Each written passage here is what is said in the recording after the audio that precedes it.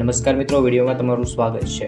અમદાવાદમાંથી એક ચોંકાવનારી ઘટના અત્યારે સામે આવી રહી છે, જ્યારે અમદાવાદમાંથી વધુ એક લૂંટેરી દુલ્હનનો કિસ્સો સામે આવ્યો છે, જેમાં આ દુલ્હનની વાત કરીએ તો દુલ્હન સોનાના દાગીના અને 2 લાખ રૂપિયા રોકડા લઈ અને ભાગી ગઈ છે। હાલમાં એવી જાણકારી મળી રહી છે કે અમદાવાદના નિકોલમાં રહેતા નવસારીના એક યુવકના લગ્ન થઈ ન રહ્યા હતા, જેથી એક યુવકે બોમ્બેમાં એક છોકરી છે તેના પર લગ્ન કરવાના તેવી તેમને વાત કરવામાં આવી હતી અને વોટ્સએપ પર તેના ફોટા મોકલ્યા હતા, જેથી નરેશભાઈને પણ તે યુવતીના ફોટા ગમી ગયા હતા। જે બાદ તેના આખા પરિવારને ત્યાં બોલાવવામાં આવ્યો હતો અને ત્યાં તેમની સગાઈ નક્કી કરવામાં આવી હતી।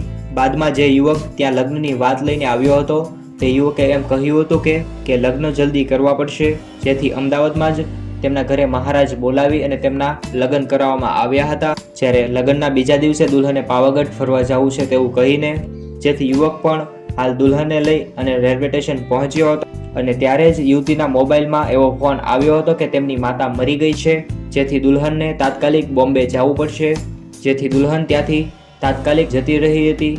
ત્યારબાદ યુવકે ઘરે આવીને જોયું તો ઘરે દાગીના અને 2 લાખ રૂપિયા રોકડા ત્યાં ન હતા।